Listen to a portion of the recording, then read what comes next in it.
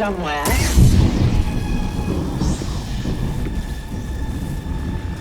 I recognize that stance. Perhaps you've had some training after all. Who was your master, Padawan? Someone I killed, perhaps? What Jedi gave their life so that you might live? That's exactly what I think everybody's reaction was when they heard that this game was going to come out. What's going on, guys? If you don't know me, my name is TDefton, and if you are new here, I would really appreciate a sub. I like to cover different topics within the realm of video games and tech, so if you are somewhat interested in that, go ahead and hit that subscribe button down below, and also leave a like on this video if you do appreciate this kind of content. I really would appreciate it if you did. Now, before I continue, I just want to address my absence. So if you guys have been following me for a while, you know that I attend university. I'm currently at Rutgers University, and it's pretty hard. I'm a computer science student there. So this semester is actually a lot. It's pretty heavy in terms of my workload. So I'm not able to post as often as I'd like to. I'm trying to post at least once a month as of right now, but after I'm finished with the university, I am absolutely going to be posting more often. So if you aren't subscribed already, make sure you subscribe and hit that bell so that you know when I post, because I have these videos spaced out so much, you might not see the videos on your feed. So if you are interested in my content, please go ahead and hit that bell when you hit subscribe. That would really mean a lot. Anyway, so let's actually get into this game.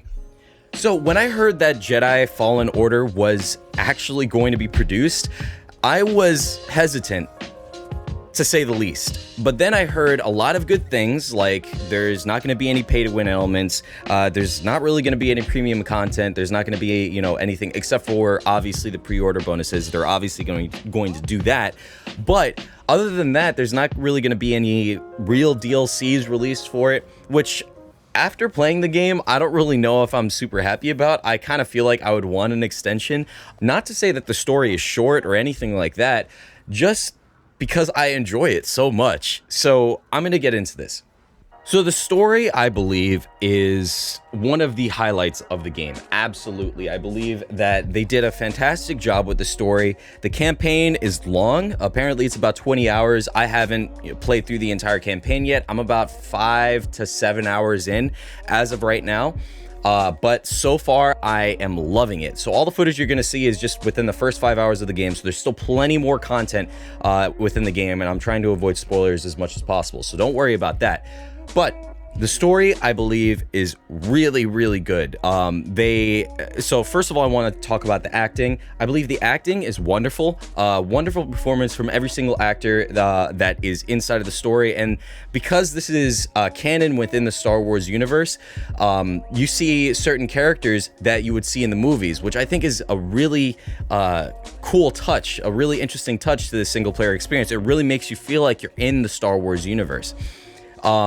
I really loved the acting for the two supporting characters in particular. Sarah, I believe that's how you pronounce her name, Sarah, and Grez, which are your two shipmates as you travel along the galaxy, or you travel along to these different planets. So I think that their acting is very good, not only in terms of performance, but in terms of motion capture, and just the writing as well. It's just very well done. I believe that the actors give a phenomenal performance, and I mean, it just creates a very good campaign experience. The next thing I want to talk about is the storyline. So it takes place 5 years after Order 66. The time has come. Execute Order 66. You're playing as a Padawan who survived Order 66, and you are tasked with the mission of basically reviving the Jedi Order. You are tasked with the mission of bringing back the Jedi. And rebuilding the school of the Jedi, basically, which I think is a really cool premise. I think it's a really cool idea. Now, in terms of the flow, I think it's very reminiscent of Knights of the Old Republic, the first game, and a little bit of the second game, because the second game is where you start to travel around different planets and whatnot. You sort of do that in the first game, if I remember it correctly. It reminds me so much of the feelings that I had when I was playing Knights of the Old Republic, like the original Knights of the Old Republic games, the old RPGs. And I think that it's a really good feeling. I think that they nailed it. I think that they did a really good job in terms of the flow. It's very freeform. The way that it works is you go to one planet and you progress through the story. You do these different things and you unlock. You can unlock 1 to 2 different planets, basically, from what I've seen so far. And once you unlock those planets, you can go to any one of them and you can go back to your ship and travel between these different planets. And I think it's laid out in a very good way. And I'll explain that once I get into the environment and gameplay. But I think that the way that the game is laid out, it's not so much linear, but it's also not so much open world, which I really enjoy. I like that. I like that it's linear in terms of story, but in terms of actual gameplay and what you can do, it's very open. You can kind of choose your own path, which I think is very cool. The way that they design the environments, you can obviously tell that, one, they were fans of the Star Wars lore and the Star Wars universe, and they actually watched them growing up. That, or they did their homework and they watched all the movies and they, did all the stuff that they needed to do in order to make sure that they got it right, because they really did get it right, in my opinion. I believe that this is very representative of what the Star Wars universe should look like and should feel like. And I mean, that's the way it is. The environments are well detailed and they contain a ton to see and do. Not only that, but there's a decent amount of diverging paths. So there are different ways to reach the same place, if that makes sense. So it's pretty reminiscent of Dark Souls. It feels very similar to the way that the map layout of Dark Souls is, but except the different maps are separated by the planets rather than it being all interconnected like Dark Souls is, which I think is very cool. I think it's very interesting. There's absolutely replayability here. There are some areas on these planets where you can't access just yet because you need a certain power or you need a certain item or whatever it is in order to access the area. So you would need to go, leave the planet, explore the different planets, and then come back in order to get the loot or get to that new area or defeat that other boss that you weren't able to defeat before, stuff like that, which I think is very cool. And I mean, definitely this isn't new. Other games have done this, but it's good to see it here. I think that I always enjoy that in games, and I think that they do it well here. The game has a decent amount of platforming, but it's not overwhelming. It's not, annoying at any point. I think it's very well spaced out. And that also goes for puzzles. There are puzzles in this game as well, and some of them are actually kind of challenging. They, take a little bit to think and figure out. You actually have to stop and look around the area and try and figure out how this is going to work, and it mixes together with platforming very well. And I think it's a very good break of pace between the combat and this, sort of thinking stuff that you have to do with platforming and puzzles. So I think that they did a very good job in terms of the environment and gameplay. And honestly, with something like this, if this is what the beginning hours of the game looks like, I cannot wait to experience the rest of the game. The final thing I want to touch on is the combat. Now, you probably heard all over the place that this is very reminiscent of Dark Souls, and if you watch the gameplay trailer, or if you actually watch the gameplay reveals, it looks like Dark Souls. Like, in terms of the combat, you can parry, you can block, you can do all that stuff, and also the combat itself is very hard. Enemies hit hard, bosses hit even harder. Timing attacks is pretty important, and you could also interrupt enemy attacks depending on the type of enemy it is. For example, there was a shock trooper that I was fighting against, and as he was about to do his unblockable, and that's another thing, enemies have unblockables and regular attacks. As he was about to do his unblockable, I was able to time my strike perfectly so that I was able to interrupt his unblockable and kind of stagger him, and I could get in more damage. So I think that kind of stuff is always interesting. It always adds an extra element to combat that makes it more something that you have to think about. It makes it more engaging, and I think that that's very cool that they have that here. After defeating a new type of enemy, you can scan their corpse with your droid, and it allows you to learn more about like that enemy type, and that includes their lore, and it also includes like combat tips. So certain enemies will be more susceptible to lightsaber damage. Some enemies will be more susceptible to force damage. Some of them are impervious to force attacks, etc., etc. The combat can be unforgiving at times, but If the combat is unforgiving, that causes it to also be very rewarding. And that's exactly what Dark Souls gets perfect. If you have a difficult combat system, defeating the enemy or, surpassing that area or doing whatever gives you such a good feeling. It makes you feel good after defeating that thing that's been blocking you for, 30 minutes. And in some cases, there are some enemies so far that I've faced, because I'm on the hardest difficulty. There are some enemies that really are difficult, like they're hard to fight against. And I would sit there and keep on trying to fight them, and it would take me 20 minutes to fight them. And after I fight them, oh my gosh, I would yell out. I'd be like, yes, I finally beat this thing. It's the same exact feeling that you would get from Dark Souls, but except in this. And obviously, the main difference here is that with this game, you can tone down the combat if you really wanted to. There are 4 difficulty levels. So if you are, not looking for that hardcore rewarding experience, then you can tone it down to the lowest level.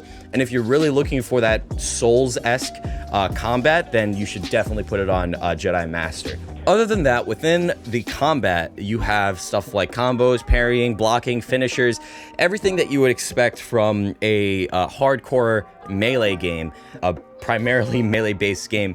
You can see it here. And of course, as a Jedi or as a Padawan or whatever you want to call this character, you can mix up your lightsaber abilities and your Force abilities to do a lot of different things.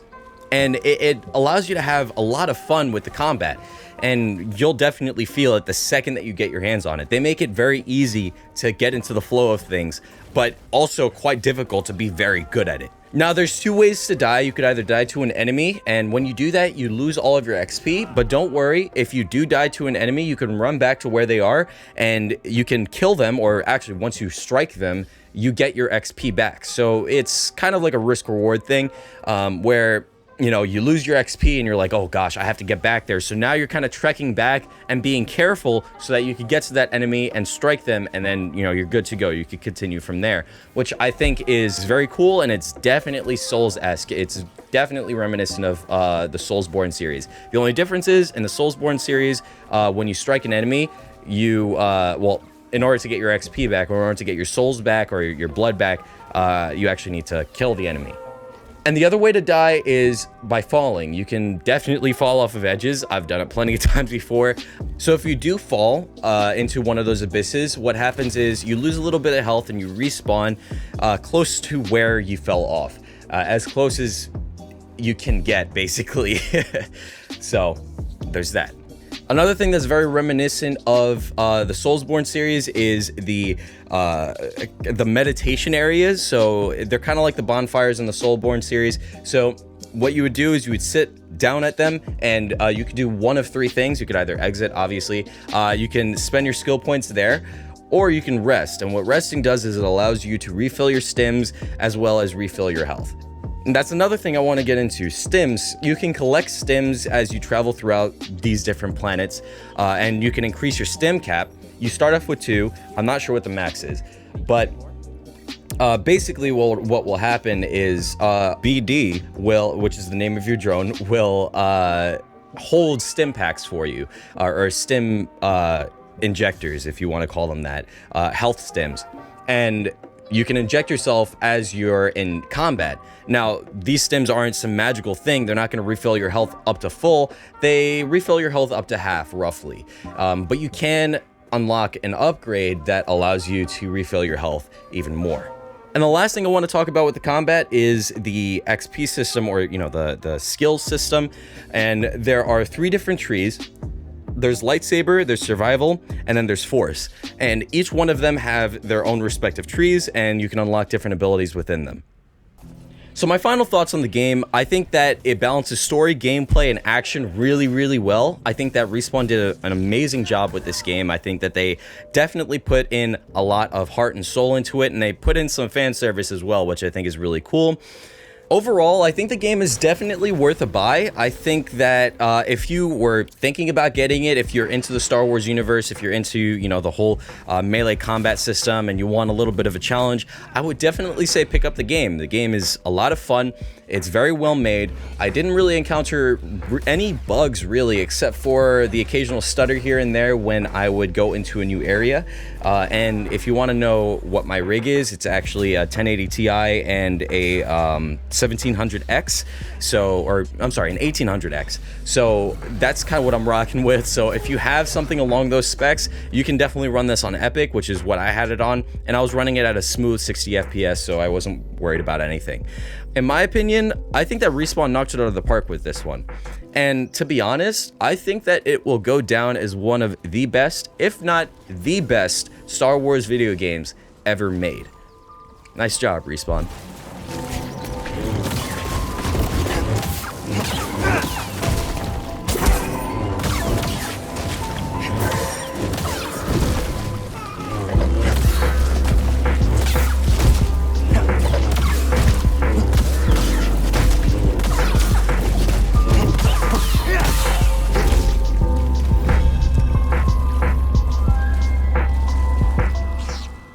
So there is one negative that I have about the game, and it's how they designed the fucking Wookiees.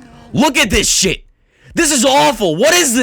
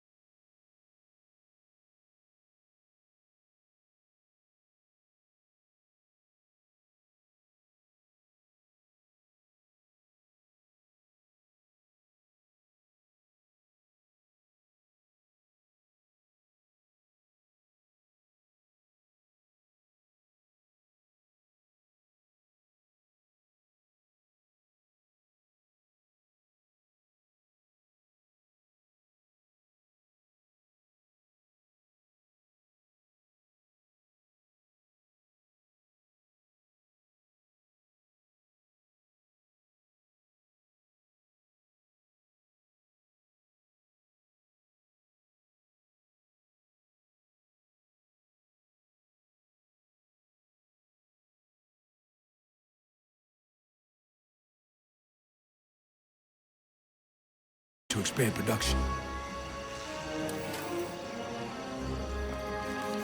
We have to stop them. That's the plan. We don't know they're in game, but they spread themselves too thin. This map we recovered proves it.